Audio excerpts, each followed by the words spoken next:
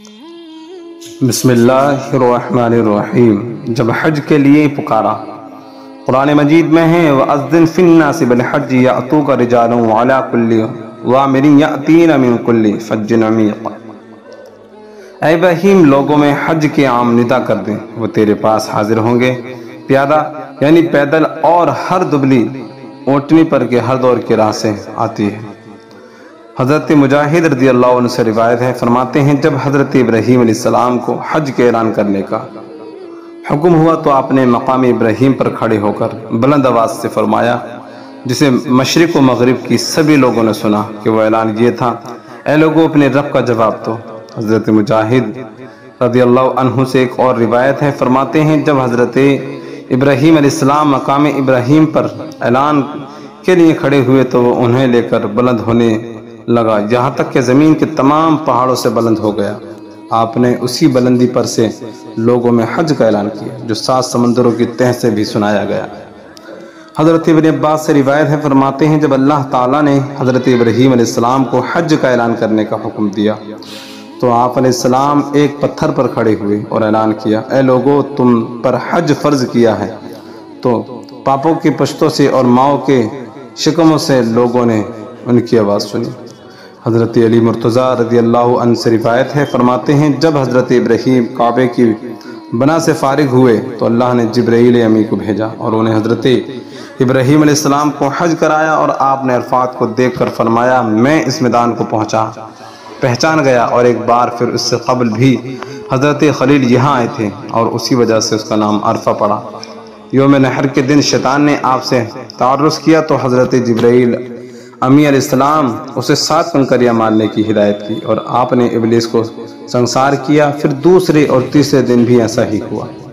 اس لیے حج میں رمی جمار مشروع ہوئی، اور حضرت جبرائیل امی نے فرمایا کہ وہ شبیر پر چڑھو، اور حضرت خلیل علیہ السلام شبیر کی پہاڑی پر چڑھ کر اعلان فرمایا، اے بندگان خدا، اللہ تعالیٰ کی پکار کا جواب دو، اے بندگان خدا، اللہ تعالیٰ کی اطاعت کرو۔ تو ان کا یہ اعلان 7 سمندر سے سنا گیا۔ ابن خزیمہ و حاکم ابن عباس سے روایت ہے کہ رسول اللہ نے فرمایا جب حضرت ابراہیم خلیل اللہ علیہ السلام مناسک میں آئے، جمرہ عقبہ کے پاس شیطان سامنے آیا تو اسے 7 کنکریاں ماری، یہاں تک کہ زمین میں دھس گیا۔ پھر جمرہ ثانیہ کے پاس آیا، پھر اسے 7 کنکریاں ماری، یہاں تک کہ زمین میں دھس گیا۔ پھر تیسرے جمرے کے پاس آیا تو اسے 7 کنکریاں ماری، یہاں تک کہ زمین میں دھس گیا۔ ابن عباس فرماتے ہیں کہ تم شیطان کو رجم کرتے اور ملت ابراہیم کا اتباع کرتے ہو۔ شفیع روز شمار صلی اللہ علیہ وسلم نے ارشاد فرمایا، اے عائشہ، اگر تمہاری قوم نے جاہلیت کا دور